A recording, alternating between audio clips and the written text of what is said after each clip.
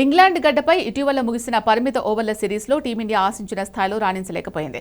ముఖ్యంగా వన్డే సిరీస్లో బలమైన జట్టుతో బరిలోకి దిగినప్పటికీ ఇంగ్లాండ్ చేతిలో 1-2 తేడాతో సిరీస్ను కోల్పోవాల్సి వచ్చింది. ఈ పరాభవం భారత జట్టు మేనేజ్మెంట్ను తీవ్రంగా ఆలోచించేలా చేసింది.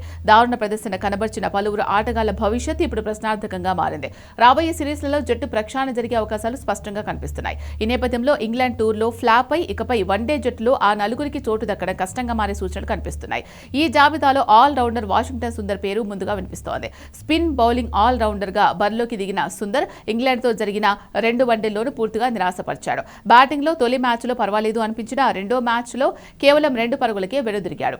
ఇంకా బౌలింగ్ లో అయితే ఒక్క వికెట్ కూడా తీయలేకపోయాడు. కీలక సమయాల్లో జట్టుకు ఉపయోగపడకపోవడంతో భవిష్యత్తులో అతనికి వన్డే జట్టులో చోటు దక్కడం అనుమానంగా మారింది. టీ20 ఫార్మాట్ కు సరిపోయే పేస్ ఆల్ రౌండర్ శివం దుబేకు ఇంగ్లాండ్ వన్డే సిరీస్ లో అవకాశం దక్కింది. అయితే వచ్చిన అవకాశాలు అతను పూర్తిగా సద్వినియోగం చేసుకోలేకపోయాడు. ఆడిన 2 మ్యాచ్ల్లో కలిపి ఒక ఇన్నింగ్స్ లో గోల్డెన్ డక్ అయ్యాడు.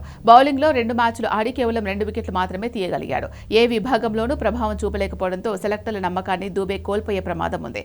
యువ wicket keeper batter Ishan Kishan నుంచి భారీ ఆశలు పెట్టుకున్నారు. కానీ ఇంగ్లాండ్ సిరీస్ లో అతను ఘోరంగా విఫలమయ్యాడు. ఆడిన 2 వన్డేల్లో వరుసగా 14 పరుగులు మాత్రమే చేసి పెవిలియన్ చేరాడు. ఇషాన్ విఫలం కావడం వల్ల భారత మిడిల్ ఆర్డర్ తీవ్రంగా బలహీనపడింది.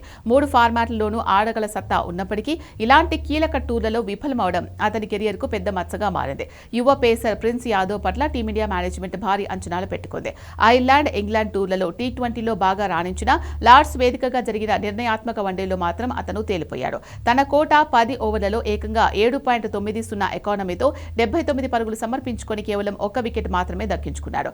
విదేశీ పిచ్లపై అనుభవాలేమీ కొట్టొచ్చినట్టు కనిపించడంతో రాబోయే రోజుల్లో అతనికి వన్డేల్లో ఛాన్సులు రావడం కష్టమే.